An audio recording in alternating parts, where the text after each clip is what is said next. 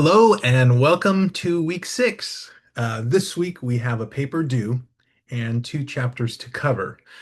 So that you're prepared and looking ahead, there will be a paper due each week, including the final paper on week 8.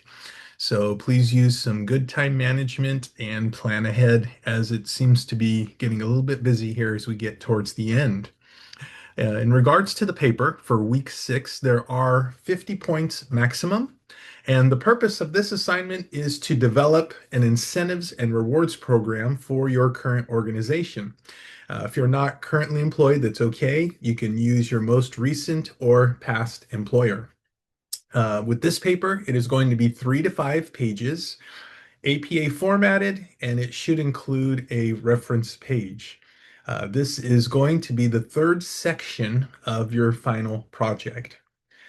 Select one motivational theory from the textbook and provide a concise explanation of this theory. So in your paper, explain how this incentives and rewards program can help improve your organization's efficiency and effectiveness, how the program is aligned with the mission and vision of the organization, and how this program can result in individuals thriving in your organization. So explain how these incentives and rewards will be implemented to motivate and engage your current organization's employees. Please take your time and address all 9 topics outlined in the rubric. And the grading for this paper is 30 points for completeness. That's the all topics and subject material is covered. 10 points for writing proficiency, 5 points for APA formatting, and another 5 points for the length, which is 3 to 5 pages. You guys have been doing a great job on your papers. I look forward to reading your material. Just pay attention to the rubric and the details. Now, the 2 chapters for this week are Chapter 9 on communication and Chapter 10, which is managing conflict and negotiating. Just to touch on communication a bit, communication is the lifeblood to any relationship, even in the workplace. Without clear communication, there is ambiguity, which breeds frustration.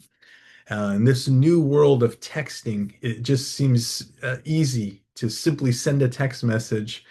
But as our text has indicated, text messages are easy to send, but they lack tone and a number of different cues. So texting or instant messaging, they are great for quick updates, like are you here? Can you be at this meeting, etc.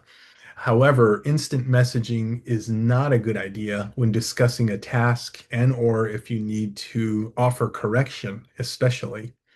I remember a time I texted someone in church once about an issue when I was the pastor, and it made the problem just that much more worse because the text had no tone.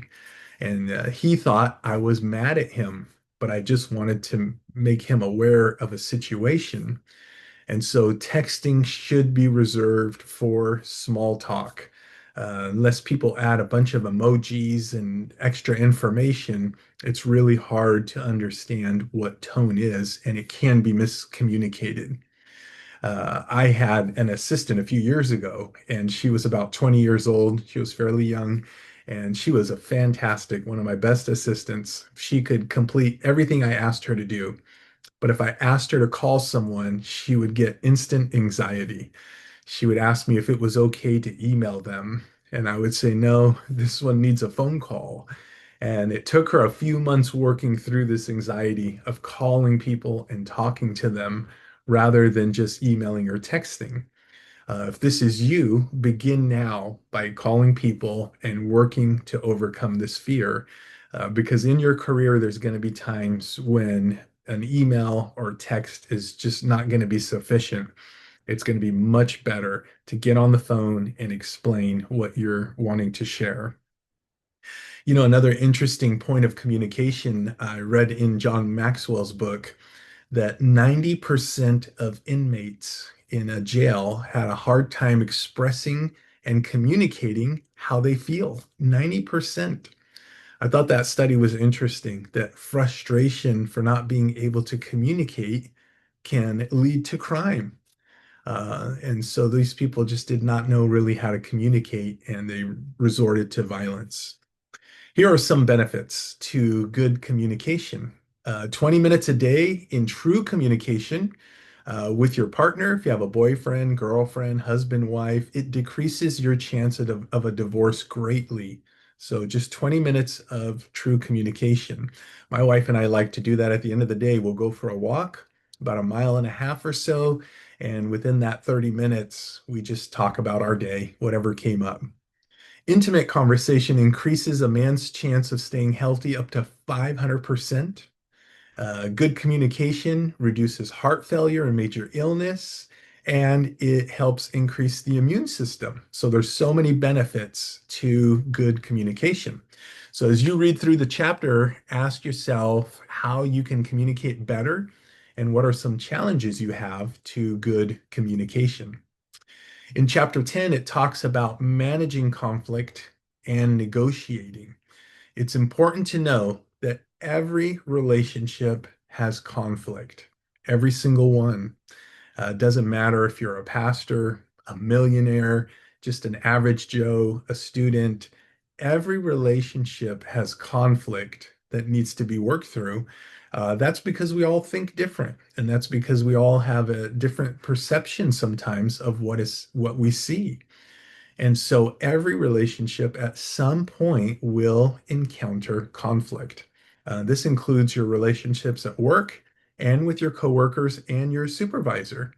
And so, as we read a few chapters ago, we are all so different and we have different personalities. And it's only a matter of time before we may disagree on something or get something miscommunicated. So, here's my biggest takeaway: don't be shocked when you enter into conflict and don't get emotional. I think that's one of the biggest takeaways here. Sometimes you'll have a relationship and all of a sudden there's conflict and it takes some people by surprise. Like, oh my gosh, I can't believe this is happening. Oh no. And then sometimes we get a slippery slope mentality that this is just going to go all bad.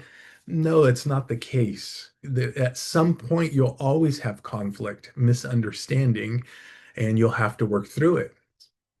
The key is not to get emotional. A mature person can separate their emotions from the situation and and seek to bring some kind of solution and resolution. So many times it's just something that has been miscommunicated or misguided frustration. Misguided frustration is someone being frustrated about something else in their life, like possibly going through marital conflict, but then they take out their frustration at someone at work. So they might have something personal happening and they're really frustrated about that, but they might act out at work. And so that's misguided frustration. And I've done that. I'm sure we've all done it. You have a long day at work, you've been frustrated, then you come home and you might argue with a friend of yours at home, and they had nothing to do with it. So I would later say, I'm sorry, it's my fault. I was frustrated from work and I took it out on you. So as you take your time and read through the various ways to de-escalate conflicts and how to bring resolution, see how you can apply those things to your life. And as always, if you need to reach me, you have my email, eabdallah@lifepacific.edu. I hope you guys have a great week, and I look forward to reading your posts and your paper.